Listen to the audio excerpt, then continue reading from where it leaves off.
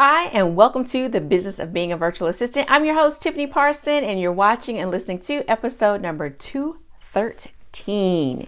Now, today I want to talk to you about money, something that you may not have realized or may not have looked at. So, a few episodes back, we were talking about looking at our numbers, what we did last year, and setting our goals and where we want to be for this year. And so I want to talk to you today about, is the money goal that you set for yourself for this year reachable based on what you provide right now, based on what is happening right now? And actually based on three things, not just what you provide right now, but also the time that's required and what you charge. Now, this is specifically geared towards the virtual assistant business owner that is solo.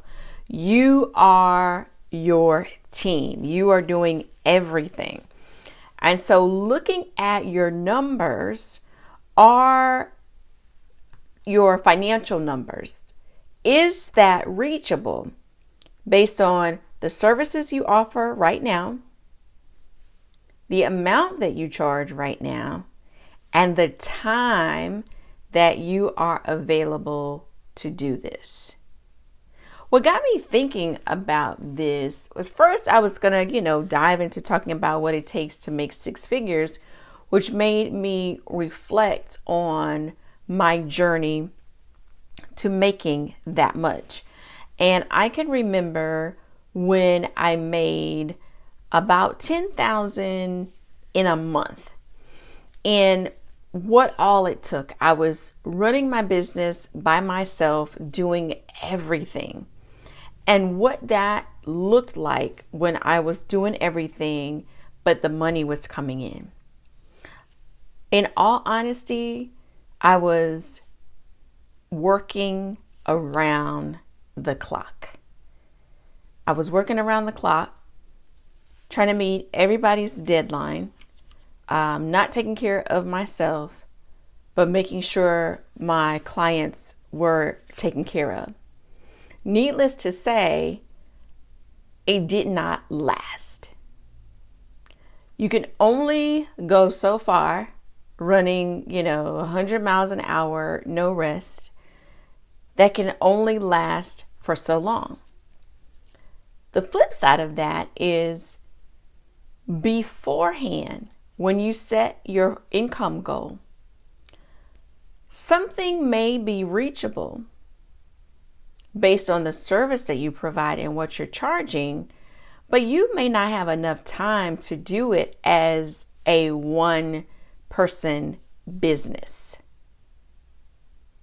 Then you have to figure out, okay, I have this service, my price will reach it, but if all the people come that I need to come to make this, is it realistic that I can do everything? And if the answer is no, then you have to figure out, what do I need to do to make it so? Do I need to bring more people on board? Do I need to increase my rate? Do I need to look at my goal altogether?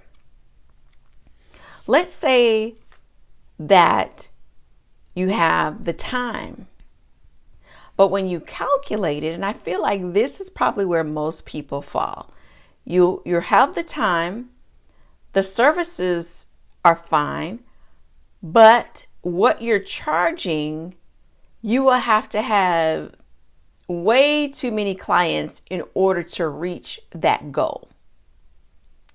When you're looking at your goal, I want you to look at it overall. If it's for the entire 12 months, and let's take $100,000 just because it's a nice round number, and six figures seems to be the popular thing. So if we're looking at, I'm writing, if you're watching the video, you see me looking down, I like to write and talk. So we're looking at $100,000.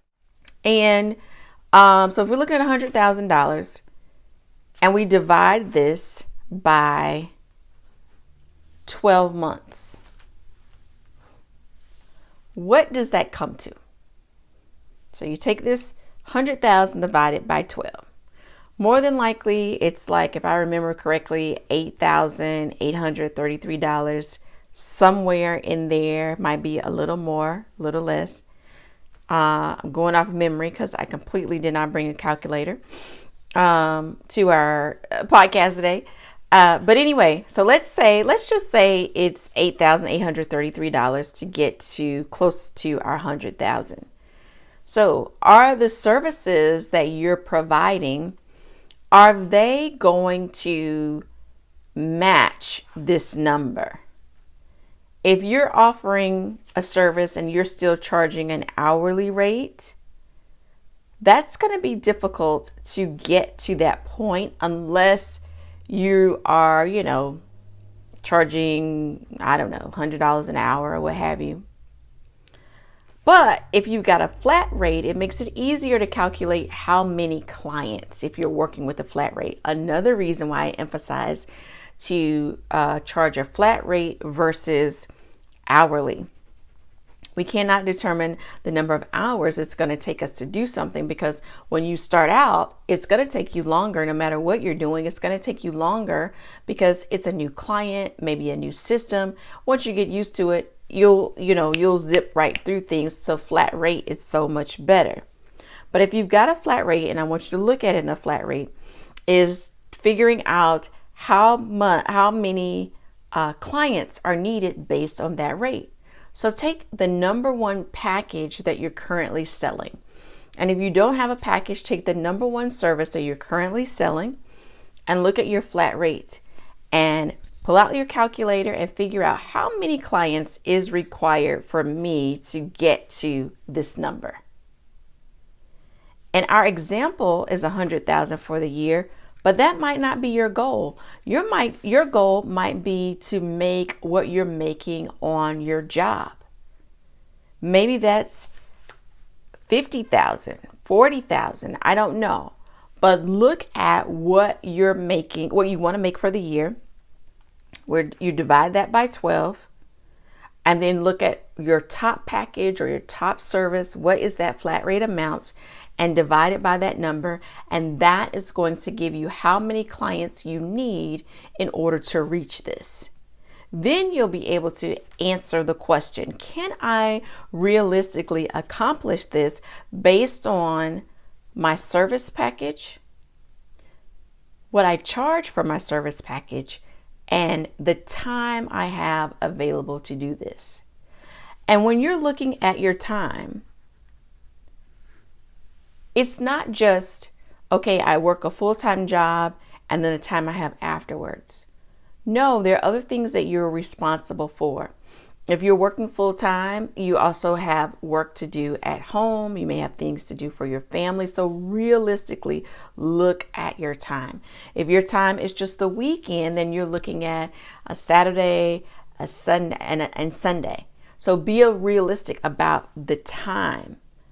Not just when are you not working and that's the time available for your business. Also matching their time for your own self-care. If you haven't watched one of our most popular, or listened to one of our most popular episodes, The Gift of Time, make sure you do that. And I'll be sure to link that episode as well as the episodes about your numbers and things like that, in case this is your very first time watching The Business of Being a Virtual Assistant. So anyway, that will help you in determining what time you realistically have. Now, if your virtual assistant business is your full-time business, then time is not an issue for you. It may be more or less, I was going to say looking at your current client roster, but what they're paying is going to be factored into reaching your financial goal as well. So that all contributes. So you don't have to look at the time you're already allotting to other clients, because that rolls into your goal. So again, if you're full-time in your VA business, this is an absolute must. So time wouldn't even be an issue. More than likely, it's related to your rates. And in most situations, for those of us that like to help, like to be of service, we tend to have issues in determining our rates. And this is something we definitely have to work on. And that is upping our prices.